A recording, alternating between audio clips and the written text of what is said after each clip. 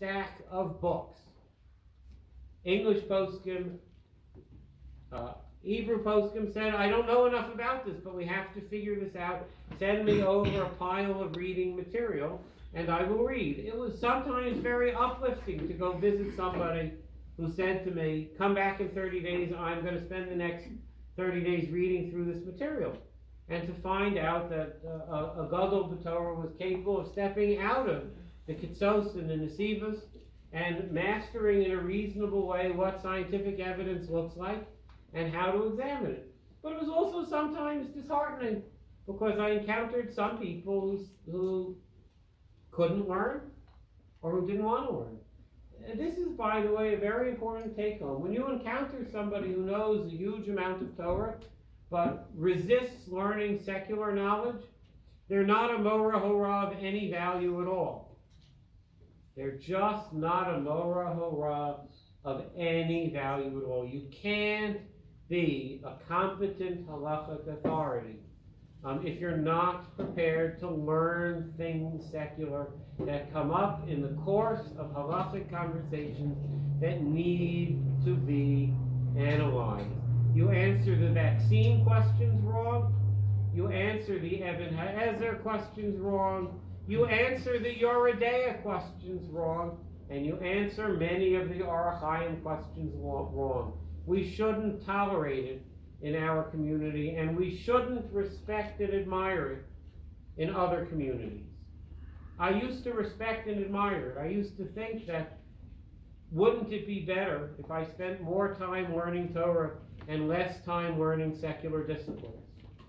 I like learning secular disciplines. I confess all of us have vices. My vices are mostly reading material. I like reading. I like reading a variety of things. I like reading a lot of math and science. In a different life a long time ago, I was a National Science Foundation little boy, and I really liked that. Nothing is as interesting as heavy math. The last time I said this, somebody said, you've got to be kidding. And somebody said to me, everything is more interesting than heavy math. Okay. To each their own, but when a halachic authority says, I can't look at that because that's not a Torah book, or as one said to me, that was written by a guy, how can you read it?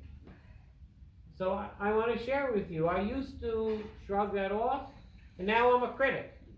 Not only should those not be the Morah Horahs that we need in our community, they shouldn't be the competent halachic authorities in any community.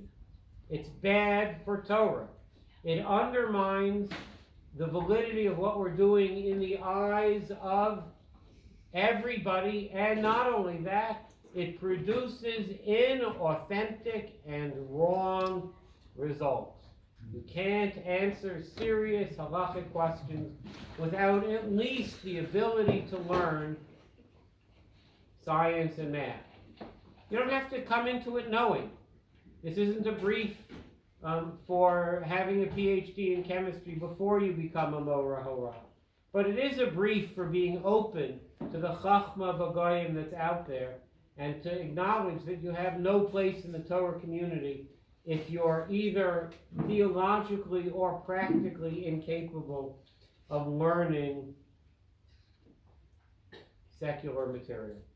So what I saw from this interaction was, first of all, yesh chachma b'goyim. There's a lot of valuable things out there, and halacha is very capable of inputting this information, putting it into the ancient Torah that we have, and applying these principles in a reasonable and proper and authentic way. Eventually, over the course of 2 years, we wrote letters for every single case that was brought in front of us.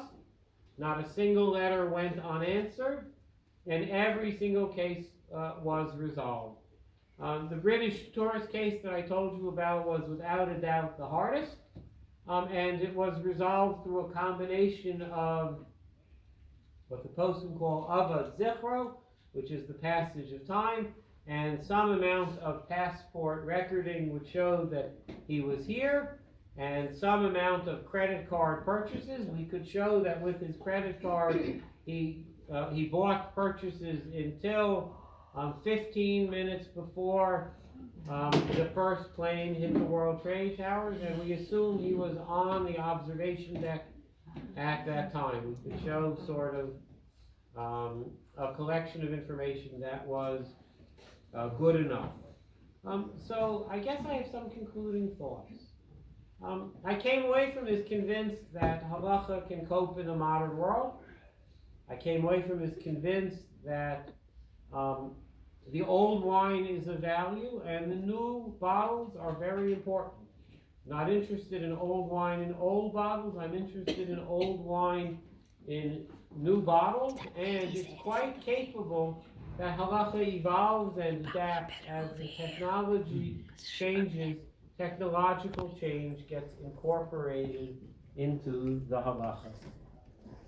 Thank you all very much. I'm glad to take questions while people get food. I just ask one thing, since I see a few of you are taping it, which is no problem. Before you post it, please reach out to me. I sort of don't post things so readily on social media. I'm tempted to tell you it's because it detracts from the book sales, but that's not the reason at all. It's because serious topics in Torah are better addressed through reading than they are through listening. And I guess I'm a little bit hesitant to post these things. You'll reach out to me before you post it on YouTube or share it with your 27 million friends on Facebook. I don't mind if you share it with one or two of your friends, but I realize that I, who am not on Facebook, have one or two friends. And the rest of you who are on Facebook are friends with many, many, many more people. Same word, different meaning. Please go get something to eat and feel free to ask any questions you wish. Thank you all very much. Just in conclusion, once again, I'd like to say thank you to everyone for coming near far. I'd like to thank Rabbi Broyde for the amazing words. And really, he's a man worth speaking to and asking questions to now. If anyone wants any further information on the program we run, the Forget Refusal, Post-Nut, Pre-Nut, Dr. Levmore's here, and we'll have flyers to give out as well. That program is extremely important. None of you should marry or let your children marry without a prenup. Rabbi, do you want to take questions publicly or privately?